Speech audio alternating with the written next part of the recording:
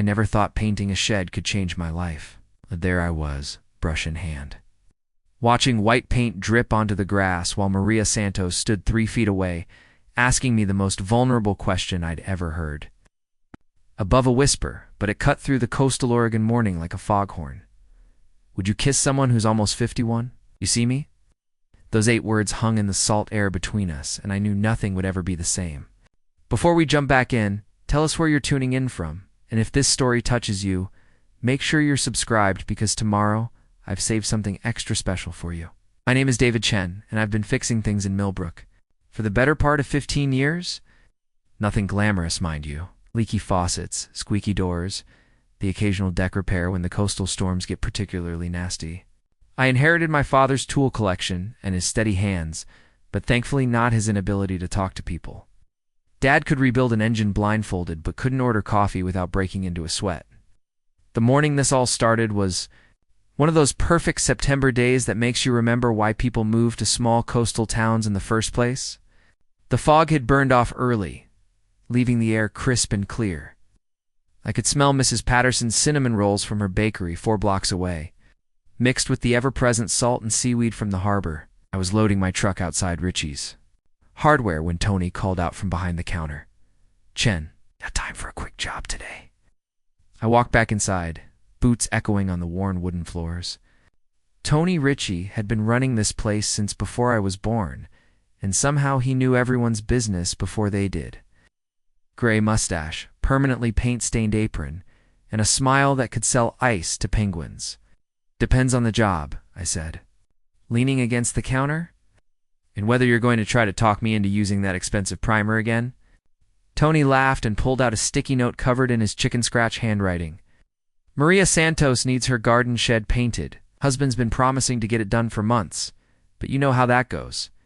I knew the Santos place. Colonial on Elm Street, with the wraparound porch and the garden that made the local newspaper every spring. Bob Martinez ran some kind of consulting business that kept him traveling 3 weeks out of every month. Nice enough guy, but the kind who measured success in frequent flyer miles and never seemed to actually be home. She specifically asked for me. I wondered aloud. "But I recommended you. Told her you'd be fair and wouldn't track mud through her kitchen." Tony handed me the note. "She's expecting you around 10 if you're interested." I checked my watch. 9:15. I had been planning to spend the day organizing my workshop, but that had been waiting for 3 months already. What was one more day? "Yeah, I'll swing by. Shed painting's easy money." Famous last words. The Santos house sat at the end of a tree-lined street, where every lawn looked like it belonged on a magazine cover. I parked my beat-up Ford next to the driveway and grabbed my assessment clipboard. The shed stood in the back corner of an impressive, garden-weathered gray cedar that had seen better decades. Nothing complicated about the job. Scrape, sand, prime, paint. I could probably finish it in 2 days if the weather held. I was checking the condition of the siding when I heard footsteps on the gravel path behind me. I turned around and felt my clipboard slip from my fingers. Maria Santos was not what I had expected. Maybe it was because I knew she was married to Bob Martinez with his pressed suits and golf club handshake. But I had pictured someone more corporate, someone who wore pearls to the grocery store and called everyone dear in that slightly condescending way. Instead, I found myself looking at a woman with dark hair pulled back in a messy ponytail. Wearing paint-splattered jeans and a faded Millbrook high school sweatshirt, she had the kind of smile that made you want to tell her your secrets, and eyes that seemed to notice everything. "You must be David," she said, extending a hand that was surprisingly strong. "Tony said you were the best painter in town." "Tony says a lot of things," I replied, retrieving my clipboard from the ground. "Most of them are even true." She laughed, and the sound was like wind chimes on a lazy afternoon. "As you can see, this poor shed has been neglected for quite a while. Bob keeps meaning to get to it, but work always seems to get in the way." There was something in the way she said work always seems to get in the way that made me look at her more carefully. Not bitter exactly, but resigned. It's like someone who had gotten used to being disappointed. "What color were you thinking?" I asked, pulling out my phone to take a few pictures. White, she said immediately. Clean, simple white. I want it to feel fresh again. I spent the next 20 minutes measuring and taking notes while Maria hovered nearby, occasionally pointing out problem areas or asking questions about the process. She seemed genuinely interested in the work, which was unusual. Most clients just wanted to know how much and how long. I'll need to scrape off the old stain first, I explained, running my hand along the south-facing wall, and sand everything smooth before we can even think about primer. It's going to take a few days. That's fine, she said. I'm not going anywhere. Again, that slight edge in her voice, like she was talking about more than just being available for a painting project. I can start tomorrow morning if that works for you. I'll need access to water for cleanup. Of course, the spigot's right, there by the back porch. And David? She paused, tucking a strand of hair behind her ear. Would you like some coffee? I just made a fresh pot. I should have said no. I had 3 other estimates to write up, and Mrs. Patterson was expecting me to look at her squeaky front door before noon. But something about the way she asked, like she was hoping for company, rather than just being polite, made me nod. Sounds great. Her kitchen was exactly what you'd expect from the outside of the house. Granite countertops, stainless steel appliances, and a breakfast nook that overlooked the garden. But it felt strangely empty, like a model home that nobody actually lived in.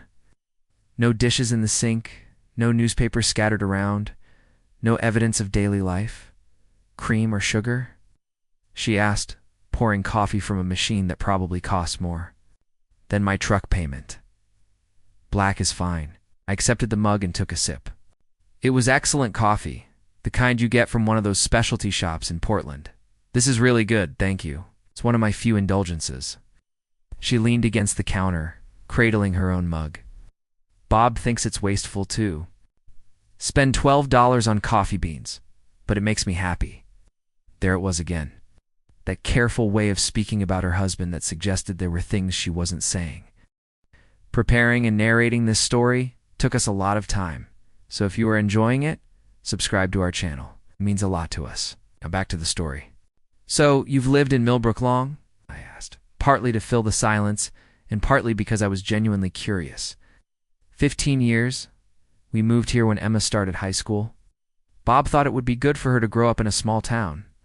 She smiled, but it didn't quite reach her eyes. What about you? Are you originally from here? Born and raised.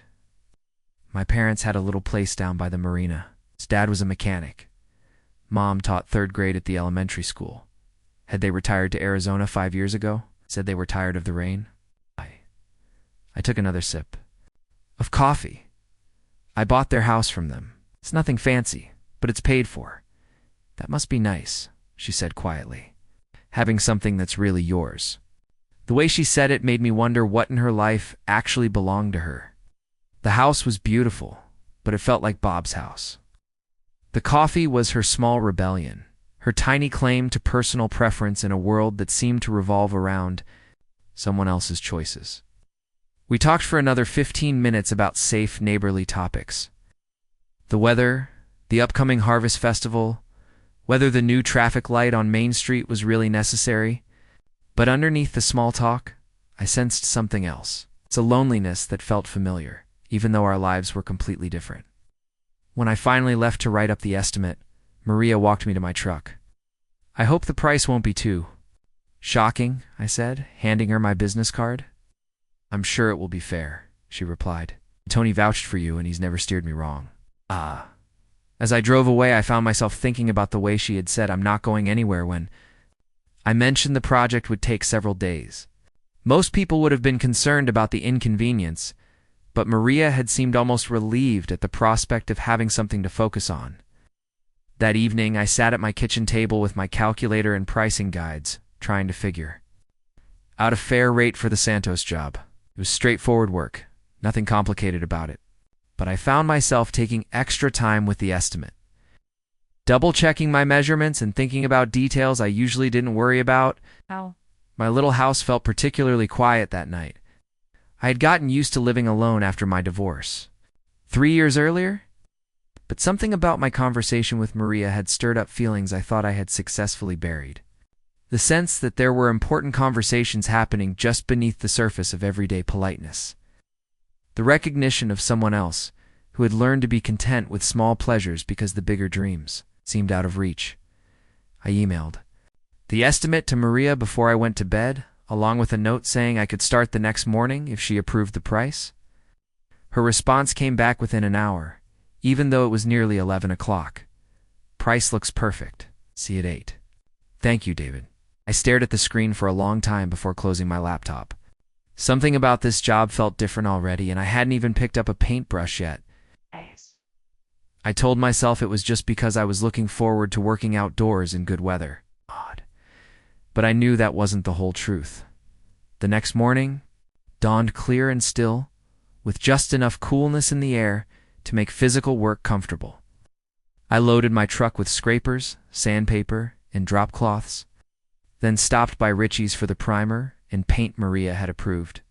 Tony was arranging display items when I walked in. "How'd it go yesterday?" he asked, not looking up from a rack of garden tools. "Fine. Standard shed job. Nothing complicated." Tony glanced at me with that knowing look he'd perfected over. 30 years of reading customers? Maria Santos is good people? Shame her husband's never around to appreciate what he's got? I wasn't sure how to respond to that, so I just paid for the paint and headed out. But Tony's comment stuck with me as I drove across town. How much did everyone in Millbrook know about the Santos marriage, and why did I suddenly care? Maria was already waiting in the garden when I pulled into her driveway at 8 sharp.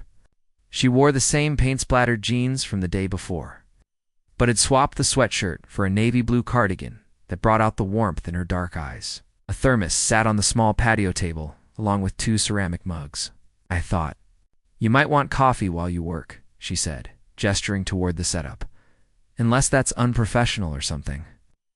"Coffee's never unprofessional," I replied, unloading my equipment. "Though I should warn you, I get pretty focused when I'm scraping. Might not be much for conversation. It's perfectly fine. I have some reading to catch up on anyway." She settled into a wicker chair with a book while I laid out my drop cloths and began the tedious process of scraping away years of weathered stain. The work was mindless, but satisfying. Watching the gray wood transform back to its natural cedar color with each pass of the scraper. Maria kept her promise about not being distracting, but I found myself stealing glances at her every few minutes. She wasn't really reading. She had the book open and occasionally turned a page, but I could tell her attention was somewhere else entirely. Sometimes she would look up at the sky with this wistful expression, like she was remembering something important. Other times she would watch me work with the kind of focus that made me suddenly self-conscious about my technique. Around 10:30, she refilled our coffee mugs and moved her chair closer to where I was working on the east wall. "Can I ask you something?" she said after a few minutes of comfortable silence. "Shoot. Do you enjoy what you do?" "I mean, really enjoy it, not just tolerate it for the paycheck." I paused in my scraping and considered the question. Most people asked about my rates or timeline, not whether I found fulfillment in manual labor. "Yeah, I do actually. There's something satisfying about taking something worn down and making it beautiful again. Plus, I like working with my hands, being outdoors, meeting different people." I resumed scraping, then added, "Why do you ask?" "Just curious. You seem—" She searched for the right word. "Content. Like you've figured out something the rest of us are still struggling with." "I don't know about that. I just think life's too short to spend it doing things that make you miserable." She was quiet for so long that I looked over too. See if I had somehow offended her? She was just staring at the book in her lap with this incredibly sad expression. "Must be nice to have that kind of freedom," she said finally. "What do you mean? To choose what makes you happy? Some of us have responsibilities, commitments, can't just follow our bliss." There was something bitter in her tone that made me set down my scraper entirely. "You talking about anyone in particular?" She looked up at me then, and I saw something vulnerable flash across her face before she caught herself. "Sorry, I don't know why I said that. You must think I'm one of those privileged housewives who complains about having too much." "I don't think that at all," I said carefully. "Sounds like you might be going through something." For a moment I thought she might actually open up. She took a breath like she was about to say something important, but then we heard the sound of a car door slamming in the driveway. "Mom," A young woman's voice called from the side yard. "Back here, honey," Maria called back, and just like that, the moment was gone. A tall, athletic woman in her early 20s rounded the corner carrying a laundry basket. She had Maria's dark hair, but wore it in a sleek bob that suggested she spent more on haircuts than I made in a week. Her clothes screamed expensive college, all understated labels and perfect fit, she said, stopping short when she saw me. "I didn't know you had someone working today." "Emma, this is David Chen. He's painting the shed." David, my daughter Emma, wiped my hand on my jeans before extending it. "Nice to meet you." Emma shook my hand politely but briefly, the way people do when they're sizing you up and aren't. "Sure what they found? I just came by to do some laundry. The machines at my apartment are terrible." "Of course, sweetheart, you know where everything is." Emma headed toward the house, then paused at the back door. "Mom, did Dad call you about dinner tonight?" "No, why?" "He texted me this morning. Some client thing got moved up, so he won't be home until late." Again, the way she said it suggested this was a familiar disappointment. "Oh, well. Figure something out." After Emma disappeared inside, Maria stared at the back door for a long moment. "She's a good kid," she said quietly. "Graduated from Portland State last spring. Art history major. That's great. What's she doing now?" "Living in a studio apartment downtown, working at a gallery for barely above minimum wage, and trying to convince herself that passion pays the bills." Maria's smile was proud but worried. "She gets that from me, I think. The belief that doing what you love is more important than doing what makes sense." "And what do you love?" The question slipped out before I could stop myself. It was too personal, too direct for someone I'd known for exactly 24 hours. But something about the way she had been talking made me genuinely curious. Maria looked at me with surprise, like nobody had asked her that in years. "I used to write," she said slowly. "Nothing important. Just stories, mostly. I had this dream of maybe writing a novel someday. What stopped you, life, I suppose?" Emma needed things. Bob's career took off. There were always more immediate concerns. She paused, then laughed self-consciously. "Listen to me, dumping my life story on the poor handyman. Must think I'm having some kind of midlife crisis. I think you're someone who gave up something important and is starting to realize it might not be too late to get it back." The words hung in the air between us, more honest than anything I had intended to say. Maria stared at me with an expression I couldn't quite read. Surprise, maybe. Or recognition. "You're very perceptive for a painter," she said finally. "You're very interesting for a client."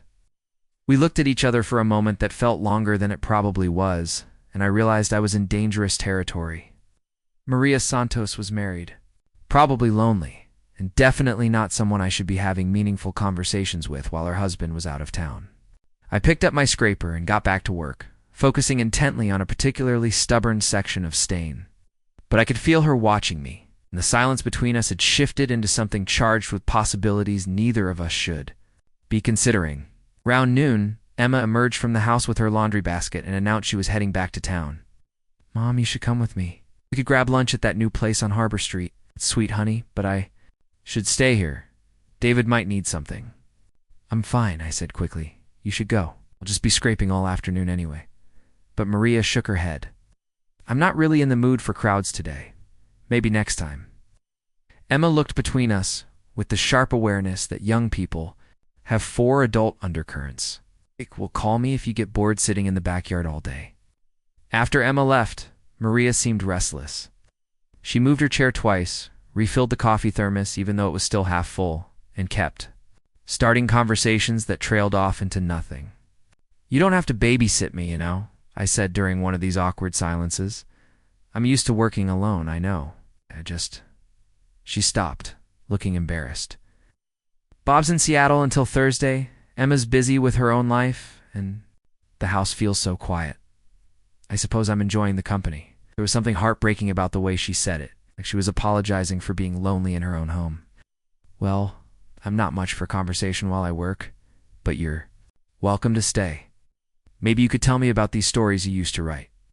Her face lit up in a way that transformed her completely. "You really want to hear about that?" Sure, what kind of stories? Oh, mostly character studies. People in small towns dealing with ordinary problems. I was fascinated by the idea that everyone has this rich inner life that nobody else can see. She paused, then added with a self-deprecating laugh, not very commercial, I'm afraid. Sounds like you were writing about real life. That's not nothing, Bob always said. I should try romance novels if I wanted to actually make money. Said housewives would buy anything with a shirtless man on the cover. I stopped scraping, he said that. Well, he wasn't trying to be mean. He just doesn't understand why anyone would write something that doesn't have clear market potential. And you? What do you think? Maria was quiet for a long time. Long enough that I started scraping again, thinking she wasn't going to answer. When she finally spoke, her voice was barely above a whisper. I think Bob sees everything in terms of return on investment. Time, energy, relationships, and maybe he's right. Maybe I was just indulging in fantasies instead of focusing on practical things. Maybe, I said carefully, some things are worth doing even if they don't make money. Easy for you to say. You found a way to make a living doing something you enjoy. It wasn't easy, and it wasn't handed to me. I set down my scraper and turned to face her fully. My ex-wife thought I was crazy for leaving my job at the lumber mill to start my own business. Said I was being selfish, that I didn't care about security or stability. What happened? She was probably right about the security part. The first 2 years were pretty rough, but we were already growing apart anyway. Turns out when you're not happy with yourself, it's hard to be happy with anyone else. Maria absorbed this, picking at the hem of her cardigan. How long were you married? 8 years? No kids? Which made the divorce simpler, at least legally. Do you regret it? The divorce, I mean? I considered the question seriously. I regret that we couldn't figure out how to be happy together. But I don't regret choosing my own path instead of the one someone else picked for me, even if it meant being alone. Being alone isn't the same as being lonely. Being with someone who doesn't see you for who you really are is the loneliest thing in the world. The words hit their target harder than I had intended. Maria's eyes filled with tears that she blinked away quickly, but not before I saw them. I'm sorry, I said. That was no, it's fine, you're right. She wiped her eyes with the back of her hand. I just haven't heard anyone say it out loud before. We sat in silence while I tried to figure out how to navigate the conversation I had accidentally started. This was exactly what I had been trying to avoid. Getting involved in someone else's marriage problems, especially someone I was attracted to. Because that's what this was, I realized. Attraction, not just to her appearance. Though she was undeniably beautiful in that natural, unpretentious way that sneaks up on you. But to her mind, her vulnerability, the sense that she was a person, worth knowing beneath all the careful politeness. I should get back to work, I said finally. Want to finish this wall before the afternoon gets too hot. Of course. I didn't mean to keep you from... You're not keeping me from anything, Maria. I just think we're both treading in dangerous waters here. She looked at me with those dark eyes that seemed to see right through my professional demeanor. Are we? Yeah, we are. She nodded slowly, like she had been thinking the same thing, but hadn't wanted to be the first to say it. You're probably right, but neither of us moved to change the situation. I picked up my scraper, but my movements were mechanical, automatic. Most of my attention was focused on the woman sitting 3 feet away, reading the same page of her book for the 4th time. By the time I packed up my tools at 4 o'clock, I'd finished scraping the entire shed and started sanding the rougher sections. The work had gone faster than usual, partly because the weather was perfect, and partly because I was trying to keep my mind occupied with something other than Maria Santos, the increasingly obvious fact that we were developing feelings for each other. Same time tomorrow? She asked, as I loaded my truck. Yeah, should be able to finish the sanding and get the first coat of primer on. Good, that's good. We stood there for a moment, both of us knowing there were things we wanted to say, but couldn't, or shouldn't. Maria, I said finally. You ever want to talk about those stories you used to write, or anything else? I'm a pretty good listener. Thank you, David. That means more than you know. I drove home with the windows down, letting the salt air clear my head. But I couldn't shake the image of Maria sitting in her perfect, empty kitchen, drinking expensive coffee that her husband thought was wasteful. surrounded by a life that looked beautiful from the outside but felt hollow on the inside. That night, I found myself thinking about the question she had asked earlier. Do you enjoy what you do?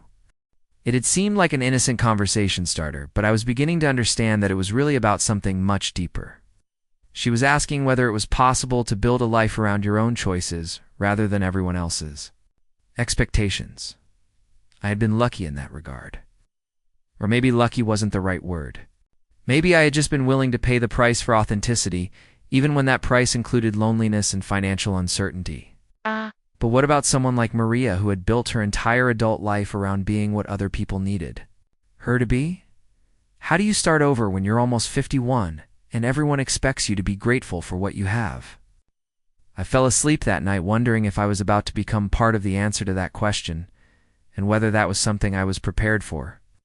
Wednesday morning arrived with a layer of fog so thick I could barely see the harbor from my kitchen window. I sat at my small table nursing my first cup of coffee and trying to convince myself that the knot in my stomach was just hunger. But I knew better. I was nervous about seeing Maria again, which was ridiculous. She was a client. I was painting her shed. People had been painting other people's sheds for centuries without it becoming complicated. The fog was starting to lift. By the time I reached Elm Street, revealing patches of blue sky that promised another beautiful day. Maria's house looked different in the soft morning light, less imposing somehow. More like a home where real people lived instead of a magazine. Photograph. I was unloading my primer and brushes when I heard the back door open. Maria appeared carrying a travel mug and wearing a cream-colored sweater that made her look younger than her almost 51 years. Morning, she called out. How's the weather looking? Should clear up nicely. Perfect day for primer. Arrange my supplies on the drop cloth. You're up early. Couldn't sleep. She settled into her usual chair with the travel mug. Too much thinking, I suppose. I wanted to ask what she had been thinking about, but that felt like stepping over a line we had already come dangerously close to crossing. Instead, I opened the primer and started stirring it with a wooden stick. This is going to smell pretty strong, I warned. You might want to stay upwind. I don't mind. Actually, I like the smell of paint. It reminds me of possibility. I looked up from the can. Possibility? Fresh starts? Clean slates? The idea that you can cover up the old and create something completely new.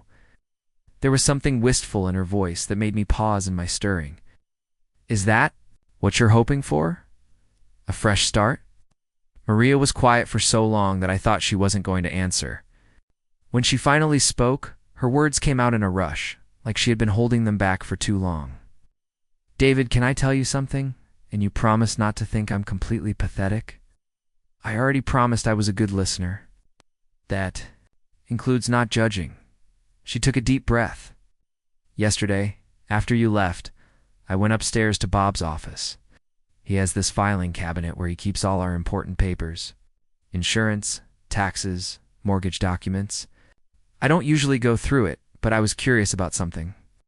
I started applying primer to the first section of siding, letting her talk at her own pace. I found our marriage certificate, she continued.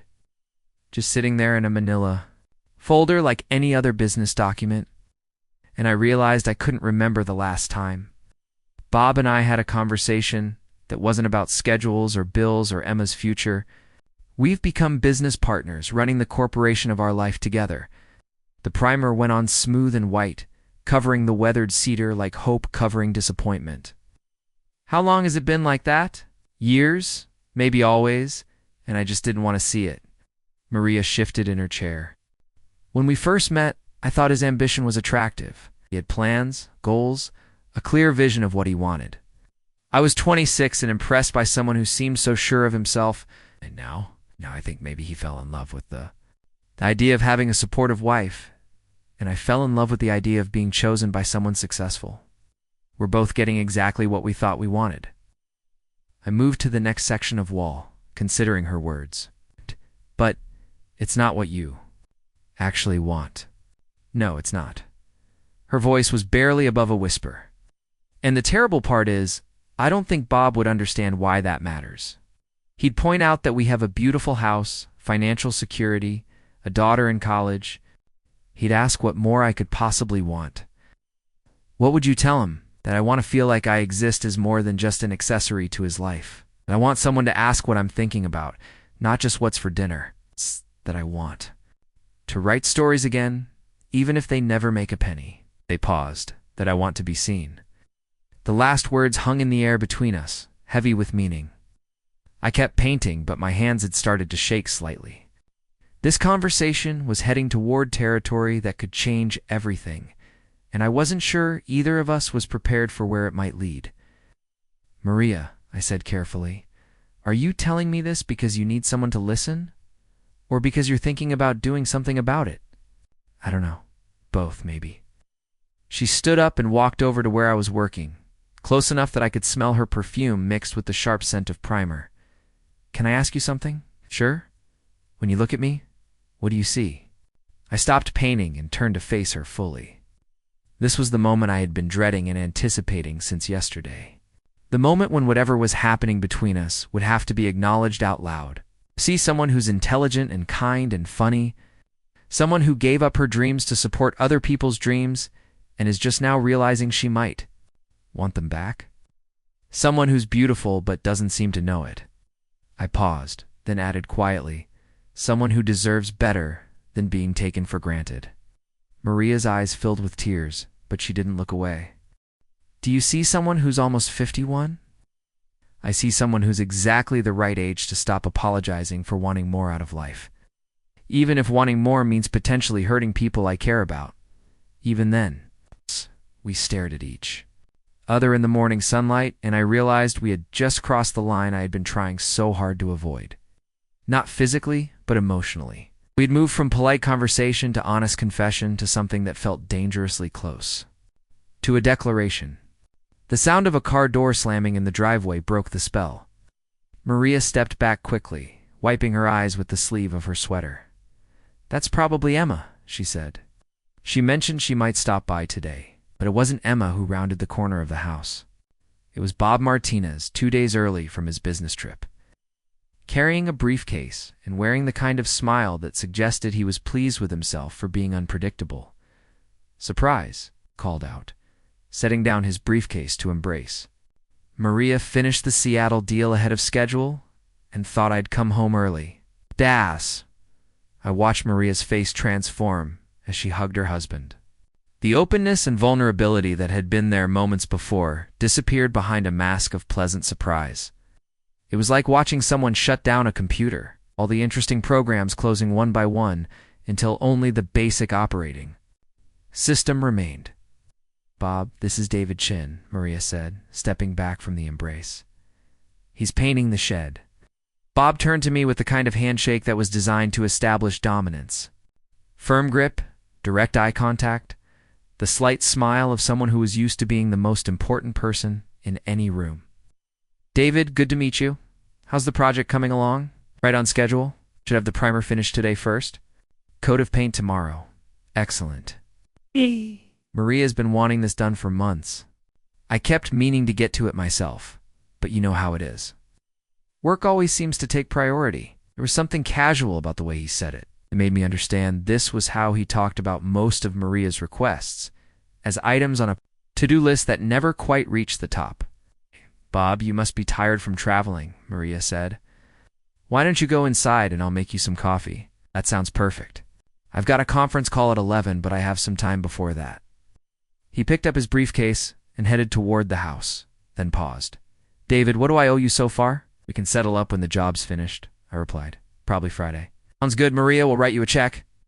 And with that casual dismissal, he disappeared into the house, leaving Maria and me standing in the backyard with half a primed shed between us and everything unsaid. I should go make that coffee, Maria said, not meeting my eyes. Yeah, and I should get back to work. But neither of us moved. We stood there in the awkward aftermath of Bob's arrival, both of us trying to figure out how to navigate the sudden shift in dynamics. Maria, I said quietly, are you okay? She looked toward the house, where we could see Bob through the kitchen window, already on his phone. I'm fine. This is normal. He always comes back full of energy and plans and importance. Not what I meant. She finally looked at me then, and I saw something that might have been panic in her eyes. I know what you meant, and I don't know how to answer that. You don't have to answer anything. But you also don't have to pretend that conversation didn't happen, don't I? Her laugh was bitter. Look at him, David. Look at this house. This life? What am I supposed to do with feelings I have no right to be having? Maybe start by admitting you're having them. Before she could respond, Bob appeared at the back door. Maria, I can't find the good coffee. Did you move it? Coming, she called back, then looked at me one more time. I should go. Yeah, you should. I watched her walk toward the house, her shoulders set in the careful posture of someone. Preparing to play a role? At the door, she paused and looked back at me. David, thank you for seeing me. Then she was gone, leaving me alone with a half-primed shed and the uncomfortable realization that I was falling for a married woman whose husband had just come home. I threw myself into the work, trying to lose myself in the rhythm of brush, strokes, and the satisfaction of watching clean white primer cover weathered wood. But I couldn't stop thinking about the look in Maria's eyes when Bob had casually announced that work always took priority, or the way she had asked if I would see someone who was almost 51, as if her age somehow made her invisible. Around noon, Bob emerged from the house in golf clothes, talking loudly on his phone about market projections and quarterly targets.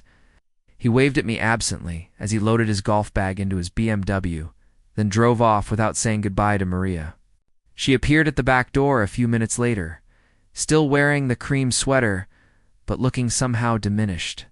He had a lunch meeting at the country club, she said, settling back into her chair. Some potential client he wants to impress. On his first day back from a business trip, Bob doesn't really distinguish between work time and personal time. It's all just time that could be used productively. I kept painting, letting her talk. When Emma was little, he missed her school plays, soccer games, birthday parties, always for good reasons. Important meetings, crucial deadlines, opportunities that couldn't wait. Maria picked up her travel mug, realized it was empty, and set it back down. I used to make excuses for him. Tell Emma that Daddy worked hard so we could have nice things. And Emma believed that. For a while, but kids aren't stupid. They figure out pretty quickly when they're not a priority. I finished the section I was working on and moved my ladder to start on the back wall. From this angle, I could see Maria more clearly, and what I saw made my chest tight. She looked like someone who had spent years making herself smaller and smaller until she almost disappeared. Maria, I said, can I ask you something? Of course.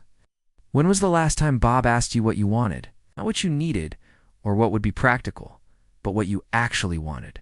She thought about it for so long that I started to think she wasn't going to answer. She finally spoke. Her voice was so quiet I had to strain to hear it. I can't remember. And when was the last time you told him? It's different. He has so much pressure at work, so many responsibilities.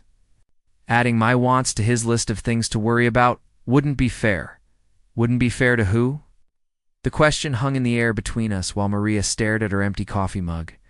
I could see her wrestling with something, some internal argument. That had probably been going on for years.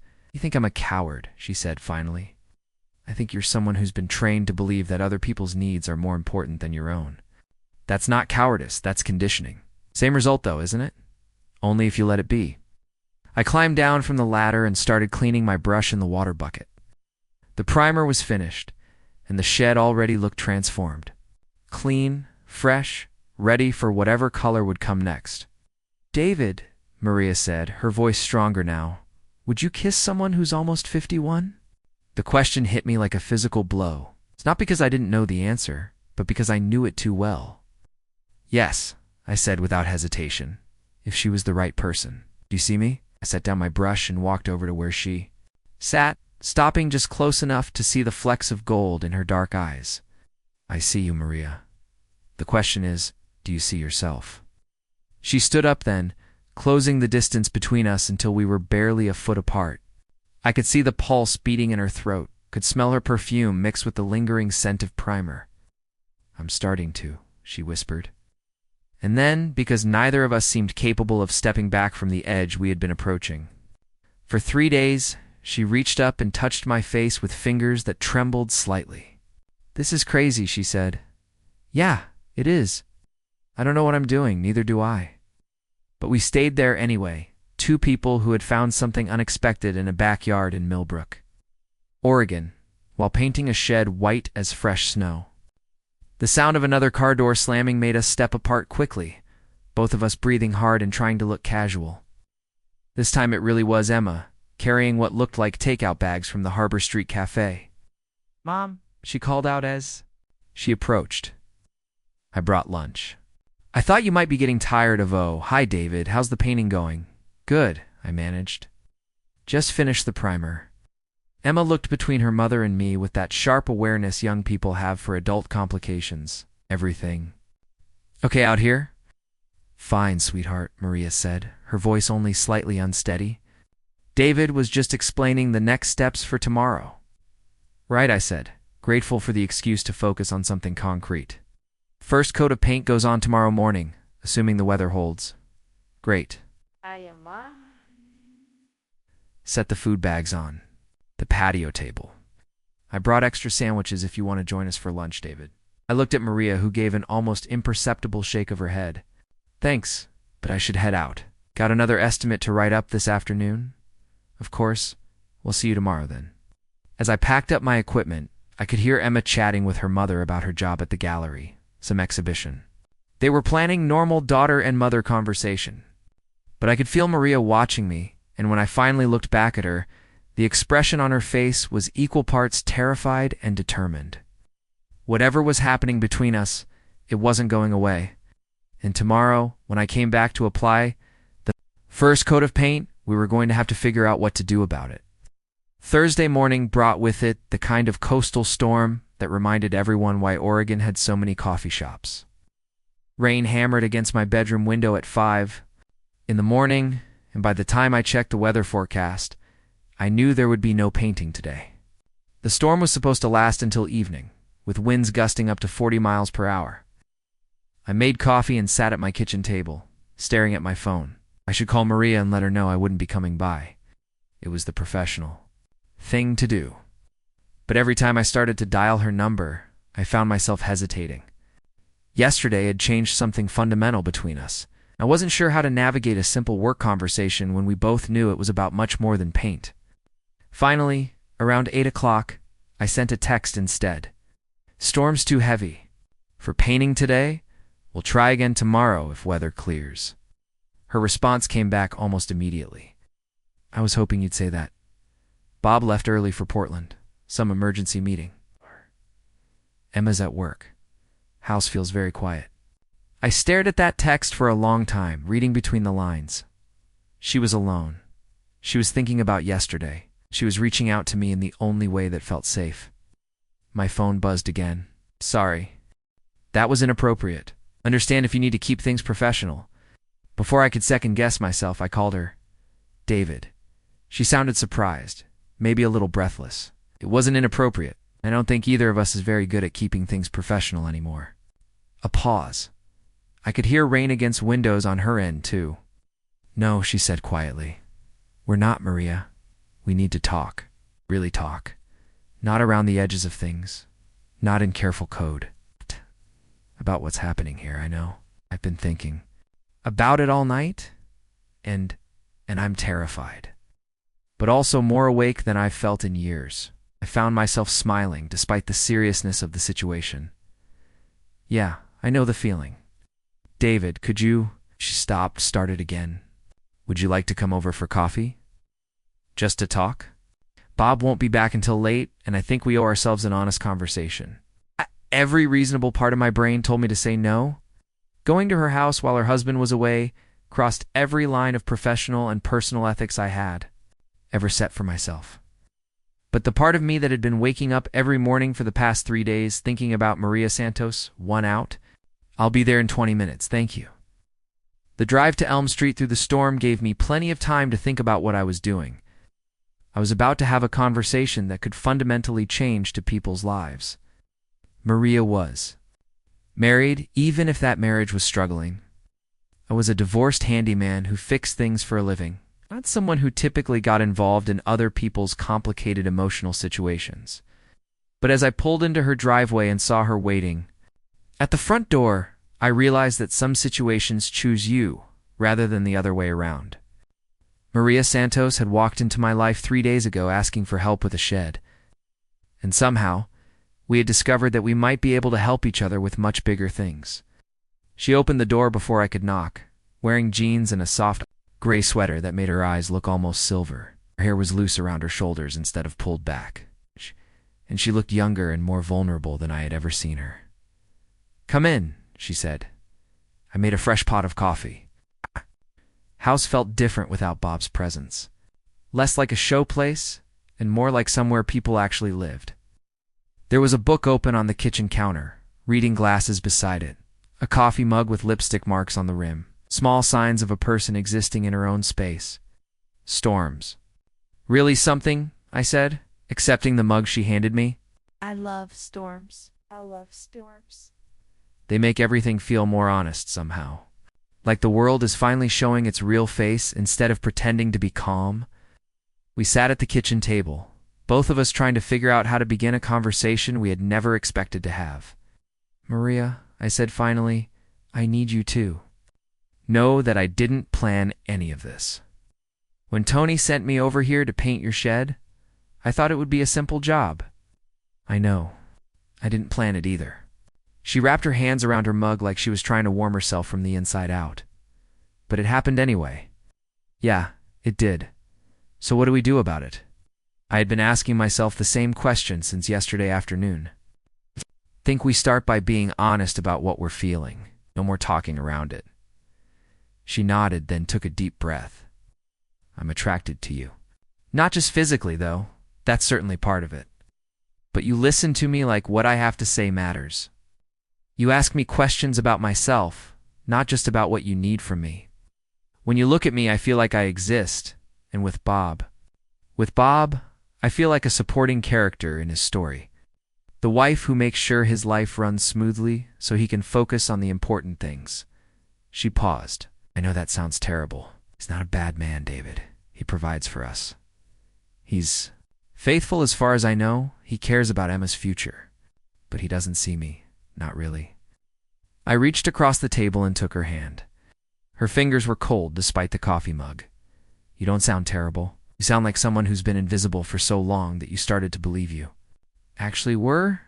Is that how you felt in your marriage?" "It's not invisible exactly. It's more like I was playing a role that didn't fit. My ex-wife had this vision of what our life should look like, and I kept trying to be the person who could make that vision work. But it wasn't really me." "When did you know it was over?" "The day I realized I was more myself when she wasn't around than when she was. That's when I understood we weren't really married to each other. We were married to ideas of each other." Maria squeezed my hand. "That's exactly how I feel. Like I've been married to Bob's idea of what a wife should be, not to Bob himself." We sat quietly for a moment, listening to the rain against the windows. Outside, the storm was reaching its peak, wind bending the trees almost horizontal. "David," Maria said, "can I tell you what I've been thinking about all night?" "Tell me." "I keep imagining what it would be like to kiss you. Really kiss you, not just think about it. And then I feel guilty for imagining it, and then angry at myself for feeling guilty about wanting something that would make me happy." I stood up and walked around the table, pulling her to her feet. We stood facing each other in her kitchen, close enough that I could see the uncertainty and hope warring in her eyes. "Maria, if I kiss you right now, everything changes. There's no going back to pretending this is just about painting a shed. I know, and you want that, even knowing how complicated it will make everything? I want to feel alive again.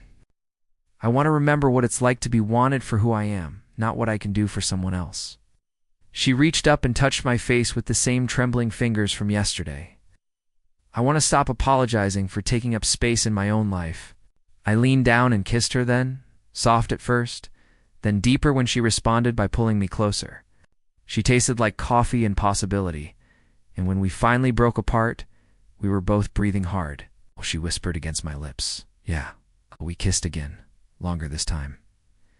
And I felt something inside me shift and settle like a puzzle piece finally finding its place. This was what had been missing from my marriage, from my life since the divorce. Not just physical attraction, but recognition. The sense of being truly seen and accepted by another person. When we finally separated, Maria rested her forehead against mine. What happens now? I don't know. What do you want to happen? I want to be honest with Bob. I want to tell him that I'm not happy, that I haven't been happy for a long time, and that I need more than what we have. And if he says he can change, then I'll have to decide if I believe him and whether it matters. She looked up at me. David, I need you to know that this isn't just about you. It's about me finally admitting that I deserve to be in a relationship where I'm an equal partner, not a supporting player. I understand. And I need you to know that whatever you decide, I'm not going anywhere. If you choose to work on your marriage, I'll respect that. But if you choose something else, what would something else look like? I thought about it seriously. I don't know yet. We'd have to figure it out together, but it would start with honesty, with both of us being who we really are, instead of who we think we should be. Maria walked over to the kitchen window and stared out at the storm. Emma's going to be devastated. She still believes in her parents' marriage, even though she's seen how distant we've become. Kids are more resilient than we think. They usually know more about what's really going on than we give them credit for. You think she's already figured out that Bob and I are basically roommates? I think she's a smart young woman who loves both her parents and wants them to be happy, even if that happiness doesn't look like what she expected. Maria turned back to me. When Bob comes home tonight, I'm going to tell him we need to talk, really talk about our marriage and what's not working. Are you going to tell him about me? I don't know yet. Maybe not at first. I think I need to start with telling him how I feel, what I need, what I want our relationship to become if it's going to survive. And if he can't give you those things, then I'll tell him about you, about how it feels to be seen and valued and wanted, about how I've remembered what it's like to be excited about the future instead of just enduring the present. I walked over and pulled her into my arms again, holding her against my chest while the storm raged outside. Are you sure about this? Once you start this conversation with Bob, there's no taking it back. I'm sure I'm terrified, but I'm sure. She looked up at me. For the first time in years, I know what I want. And what I want is to stop living my life in the margins. We spent the rest of the morning talking, sharing stories about our childhoods, our dreams, our fears. I told her about my parents' marriage, how they had seemed to genuinely enjoy each other's company even after 35 years together. She told me about her grandmother's dress shop, how she had always imagined herself creating beautiful things, instead of just maintaining other people's creations. Around noon, the storm began to ease, and we both knew our stolen time was coming to an end. Bob would be back that evening, Emma would return from work, and Maria would have to begin the most difficult conversation of her adult life. Will you still come tomorrow to finish the painting? She asked as I prepared to leave. If you want me to, I do. Whatever happens with Bob tonight, I want you to finish what you started. The shed deserves to be beautiful. Kissed her. Goodbye at the front door, knowing it might be the last time for a while, possibly forever, depending on how her conversation with Bob went. Maria, I said, whatever happens, don't let anyone convince you that wanting more is selfish. You deserve to be happy. So do you, David. So do you. I drove home through the clearing storm, my mind racing with everything that had changed. In the space of a few hours, I had gone to Maria's house to have an honest conversation, and instead, we had crossed every line that separated us from a full-blown affair. More than that, we had acknowledged that what was happening between us was bigger than attraction, bigger than loneliness. It was the recognition of two people who could help each other become the versions of themselves they had always been meant to be. That afternoon, I tried to focus on paperwork and equipment maintenance, anything to keep my mind occupied. I kept thinking about Maria, wondering if she was rehearsing what she would say to Bob, wondering if she was having second thoughts about the choice she was preparing to make. Around 6 o'clock, my phone buzzed with a text from her. Bob's home. Wish me luck. I typed back. You don't need luck. You need courage, and you have plenty of that. Thank you for everything. I set my phone aside and tried to read, but the words blurred together on the page, somewhere across. Town Maria Santos was having a conversation that would determine the course of the rest of her life. Mine, though she didn't know that yet. By 10 o'clock, when I still hadn't heard anything, I forced myself to go to bed. But I lay awake for hours, listening to the wind in the trees, and wondering what the morning would bring. Would Maria call to tell me she was working things out with Bob? Would she ask me not to come back to finish the shed? Or would she tell me that she had finally found the courage to choose her own happiness over everyone else's expectations? I fell asleep sometime after midnight, and when I woke up the next morning, I knew that whatever happened next would change everything. The only question was whether it would change everything for the better. Friday morning arrived with the kind of clarity that only comes after a storm has washed the world clean. I was loading my truck with the final coat of paint when my phone rang. Maria's name appeared on the screen and my heart immediately started racing. David. Her voice sounded different, tired but somehow lighter. How did it go? Can you come over? I need to tell you in person. The drive to Elm Street felt like it took forever, even though it was only 8 minutes. I had played this conversation out in my head a dozen different ways during the sleepless night. I still had no idea what I was walking into. Maria was waiting on the front porch, wearing a simple blue dress I had never seen before, and holding a steaming mug. She looked exhausted but more present than I had ever seen her, like someone who had finally stopped pretending to be someone else. "Bob's gone," she said as I approached. "He left about an hour ago." "Gone where?" "Seattle. Then probably Texas to look at that land he's been talking about." She gestured to the porch steps. "Sit with me?" I sat down beside her, close enough to smell her perfume mixed with coffee and morning air. She took a deep breath, organizing her thoughts. I told him everything. Not about you specifically, but about how empty I've felt, how invisible, how tired I am of being treated like an employee in my own marriage. How did he take it? Right. Offered to buy me a new car, suggested we take a vacation, promised to be home more often. Maria shook her head. He genuinely couldn't understand why those things wouldn't solve the problem. And then I told him that I didn't want to be fixed. I wanted to be seen. I wanted a partner who was interested in my thoughts, my dreams, my inner life. Someone who would ask me questions and actually listen to the answers. I waited, letting her tell the story at her own pace. He got angry then, said I was being ungrateful, that he had given me a beautiful life and financial security, asked what more I could possibly want. Her laugh was bitter. When I said I wanted to feel like I mattered to him as a person, not just as a wife, he looked at me like I was speaking a foreign language. "Did you tell him you wanted a divorce?" "I didn't have to. He figured it out on his own." Maria turned to face me. "Bob's not stupid, David. He's just emotionally limited." Once he realized I was serious about needing something he couldn't provide, he started talking about practicalities. The house, Emma's college expenses, how to divide assets. That must have been hard. It was heartbreaking. Not because I was losing him, but because it confirmed everything I had suspected. Even when our marriage was ending, he couldn't access whatever part of himself might have been sad about losing me. He was already moving into damage control mode. We sat in silence for a moment, watching a neighbor walk their dog past the house. Everything looked so normal from the outside, but I knew that nothing would ever be the same. "What about Emma?" I asked. "She came home around midnight, right?" "In the middle of everything." I think she had been expecting this for a while, honestly. She wasn't surprised, just sad. Maria's voice softened. She hugged me and said she was proud of me for finally being honest about what I needed. And Bob told her that her mother was going through some kind of phase and that we would work it out like adults. Even then, he couldn't admit that there were real problems in our marriage. I reached over and took her hand. "How are you feeling?" Now scared, relieved, guilty, free. She squeezed my fingers. "David, I need you to know that I didn't end my marriage for you. I ended it for me. Because I finally understood that I deserve to be with someone who loves all of me, not just the parts that make his life easier. I know that. And I'm proud of you for choosing yourself.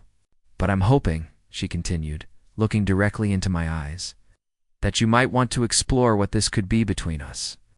Not as an escape from my old life, but as the beginning of something new. I lifted her hand to my lips and kissed her knuckles gently. Maria Santos. I would love nothing more than to explore what this could be. She smiled then, the first completely unguarded smile I had ever seen from her. Good. Because I have some ideas about what I want my new life to look like, and most of them involve spending a lot more time with you. Tell me. Well, first I want to finish college. I only had 2 semesters left when I got married, and I've always regretted not getting my degree. Then I want to start writing again. Maybe not the great American novel, but stories about real people dealing with real problems. That sounds perfect.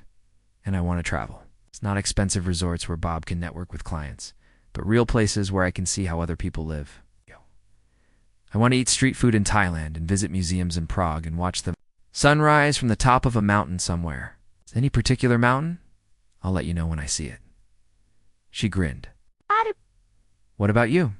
What do you want from this new life we're talking about? I thought about it seriously.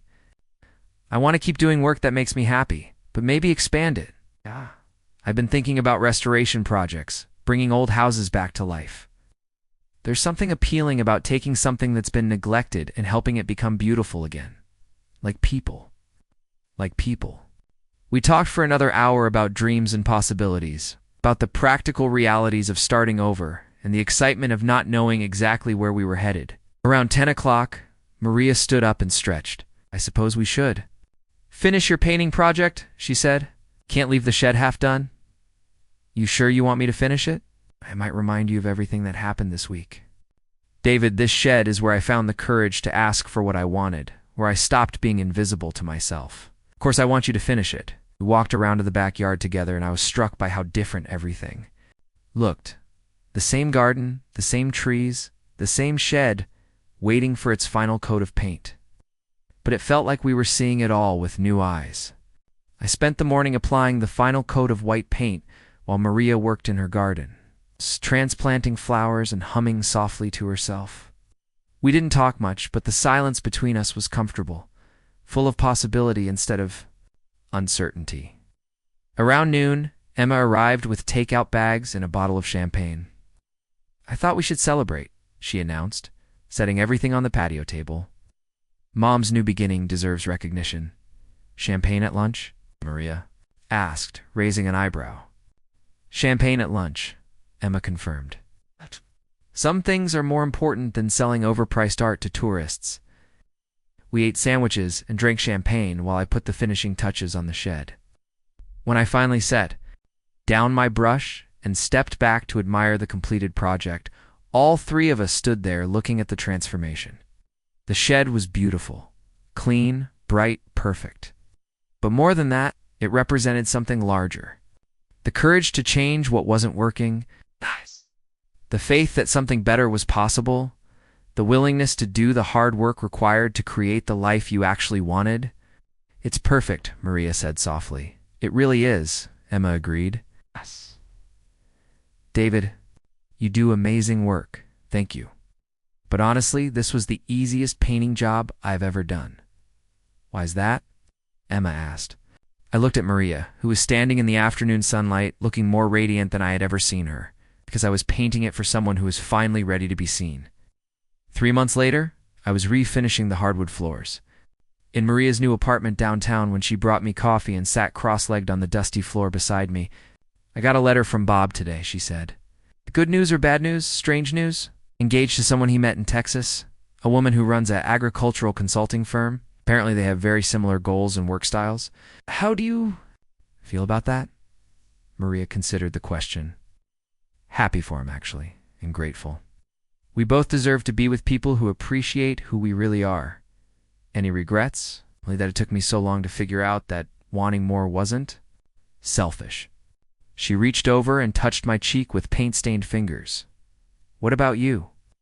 Any regrets about getting involved with a recently divorced woman who's still figuring out who she wants to be? Only one, I said, setting down my sanding. Block. What's that? That I didn't meet you sooner. She kissed me then, right there on the dusty floor of her new apartment. surrounded by the tools and materials we were using to build her new life. When we broke apart, she smiled with the confidence of someone who had finally learned to take up all the space she deserved. "David Chen," she said, "would you kiss someone who's almost 51? Every day for the rest of my life, if she... Have me? Do you see me? I see everything. And it's beautiful." Outside, the Oregon coast was settling into evening, painting the sky in shades of pink and gold. Inside Maria's apartment, we were creating something new together, one careful stroke at a time. The shed that had brought us together was miles away now, but its lesson remained. Sometimes the most important transformations happen not when we change what's outside, but when we finally allow ourselves to be seen for who we truly are. And sometimes, if we're very lucky, someone sees us and loves what they find. Up next, you've got 2 more standout stories right on your screen. If this one hit the mark, you won't want to pass these up. Just click and check them out.